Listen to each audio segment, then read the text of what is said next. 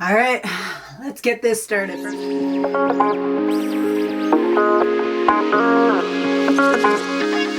First, I'm just taking this scrunchie.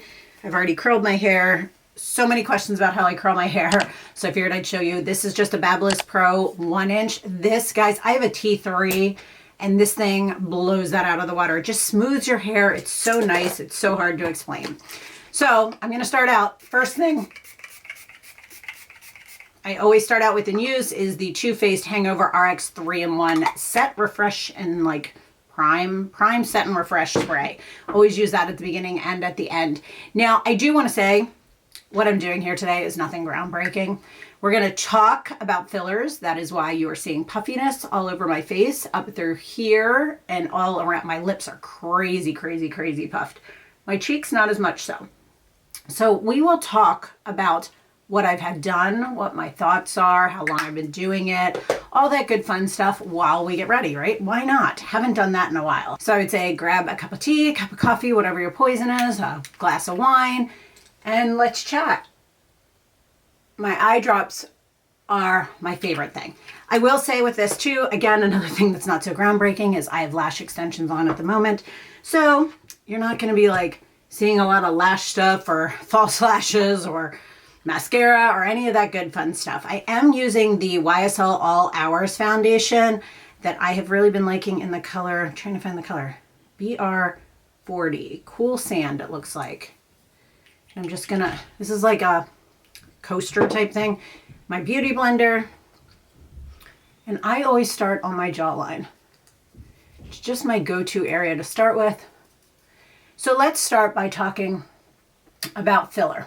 Okay. So, well, actually, you know what? Let's start with Botox.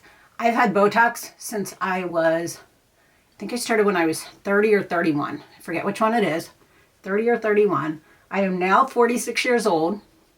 Just this year, just a couple for 2020. I am now 46. And so with that being said, I started the Botox earlier than most people do. I have, you can see them still because this is not settled, very deep. They're not deep right now, but meaning when I was younger, they were very deep frown lines in through my forehead. Okay. I've had them since, I remember at 17, my dad even mentioning them to me. So I have been aware of them since I was young. I am well aware. So when I was 27, I was like, when I'm 30, I'm going to get Botox. So I started looking into it. I did my research. I found a place that I trusted and I liked, and I went and I started doing it, and I have never looked back. Now, Botox is something that you have to get more frequently. I get my Botox about every 3 to 4 months, give or take. And I have tried all different ways of doing it. I have done my Botox where it's right in the lines. For me, as I've gotten older, that makes my brows very heavy. Now I get it kind of up in my temple area, over to the corners, and then right here, and then in the center. And that actually lifts and pulls it out, which for me is a total godsend because as we get older, our face starts to go this way. Everything goes down. Our boobs go down, our butt goes down, everything goes down. So that being said, oh, shouldn't have put that on my lips. My lips are super dry because of the filler. We'll get to that later. So Botox I've had for a really, really long while. People always ask me, like, how much does Botox cost? So I will tell you, it depends. There is no surefire way that I can say, oh, Botox costs X, Y, and Z. Because it depends on where you live. It depends on how much you need. Everyone is different. Oh, my hair is sticking out here. Everyone is different. This thing is at the end of its life. Everyone is different as to how much they need, okay? I think I started out, I was like using 20 or 25 units, and now I would say I probably use 30 units. Sorry, hard to talk while you do this. So the more you kind of also get to a point where you're like, oh, I could use some more here, I could use some more there. So be aware of that part. So typically it is, for me, I've noticed anywhere from just talking to people and kind of researching it, $12 to $15 per unit. As I mentioned, I do like 30 units So just keep that part in mind. Now, my place that I go to does offer an option of what's called a Botox bank. And what a Botox bank is, it's kind of like, and yes, I have a scratch here. I had Whiskey, one of the dogs, at the vet, and he hates to be held while he's getting the shots and stuff. And he jumped up and his nail got me.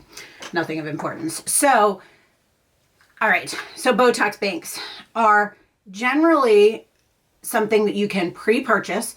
You purchase 100 units at a lessened cost, and then you use them throughout the year or whatever you need, okay? So again, everywhere is different. Not everybody offers a Botox bank. So that is another thing to be aware of. So I personally buy my bank ahead of time because my location does that. I love that. It is such a savior for me. I don't want to go in every time thinking, okay, how many units did I use? How much do I need? Like blah, blah. It is easier for me. That's a little bit too much of that.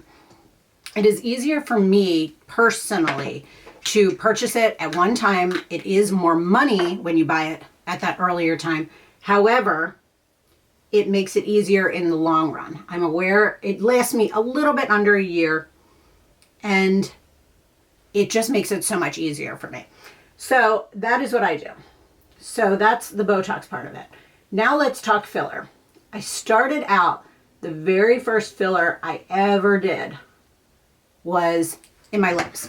And I was super nervous about it. And so many people were like, I had heard so many different things about it.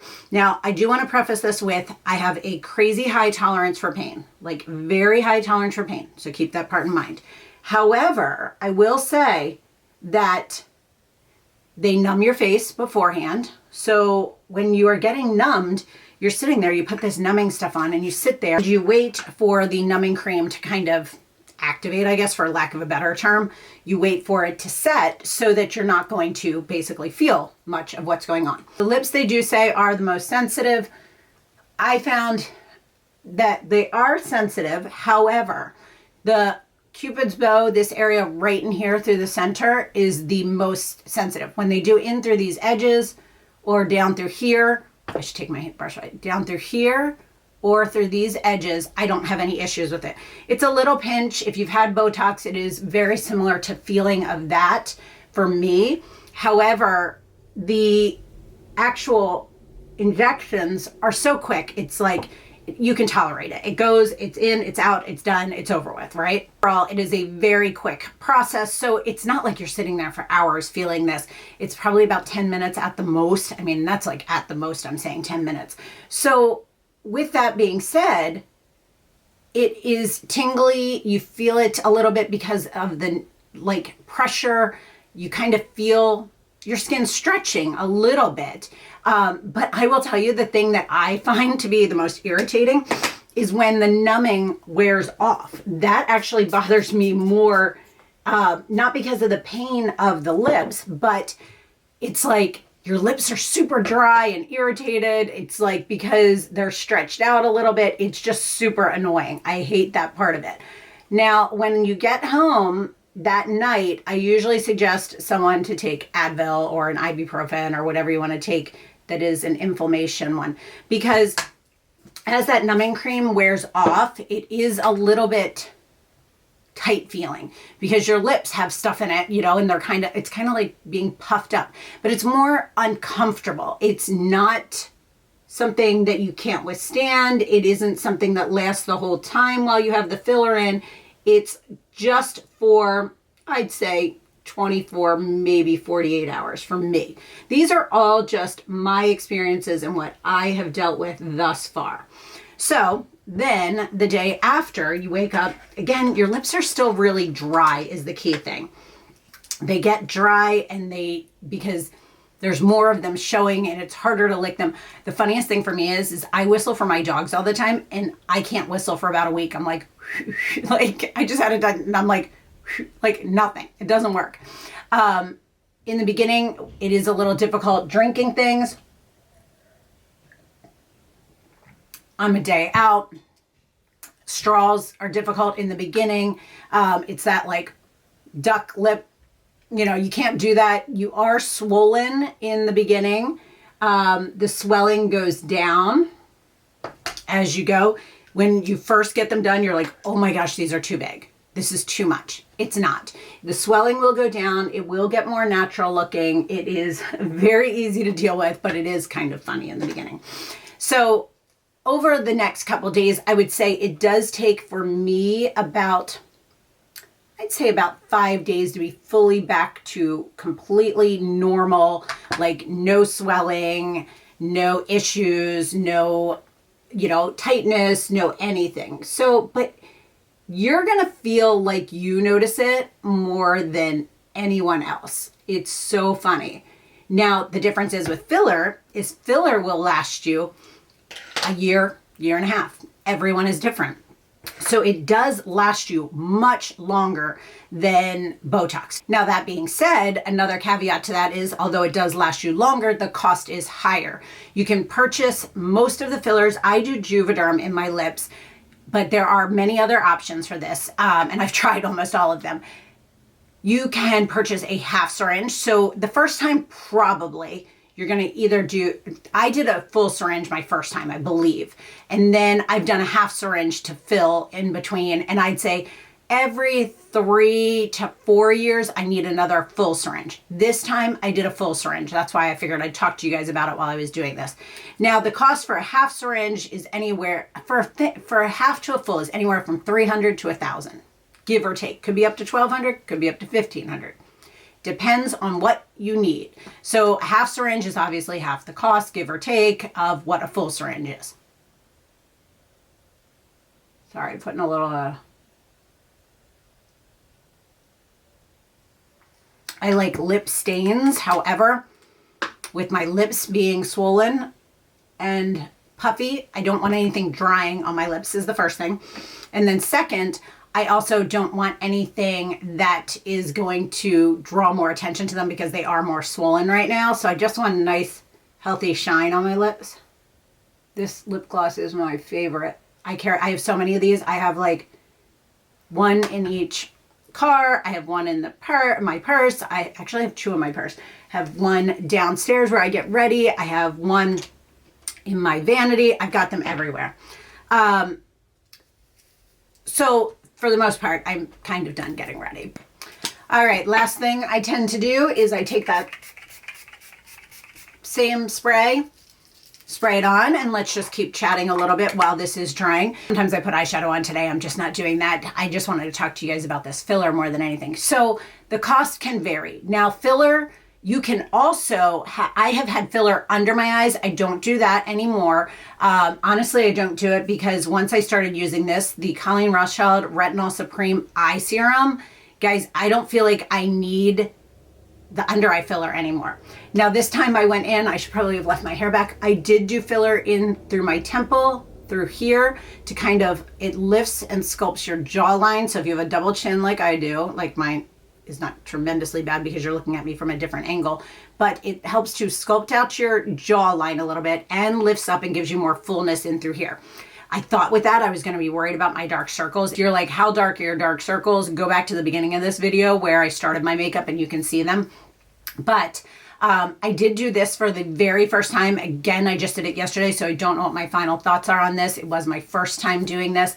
But another thing to keep in mind when you are doing filler in your lips is if you don't need a full syringe or whatever you have, you can use a little bit of that in some additional areas around your face to kind of help as well. So you can use maybe half of the syringe on your lips and then a half elsewhere to touch up, which is what I will do from here on out. After this, for probably kind of like my lips the next 3 or 4 years, I can get away with just doing a half syringe once a year to year and a half, and then I'll need both again. So this is my final look. This is it, guys. Nothing groundbreaking, nothing crazy. This is just what I have been loving and doing every single day. The lash extensions totally help. If you are in the area I am Baltimore, Maryland, Bel Air, Maryland. I will link down below the place I go to for my lash extensions. They are amazing. But I hope you enjoyed this Get Ready with me. And if you have any other questions about this and my thoughts, definitely go check it out. If you'd like more information about this foundation, I do have a wear test video that I will post over here somewhere for you guys. And as always, guys, thank you so much for watching and sticking with me, and have a great day. Bye.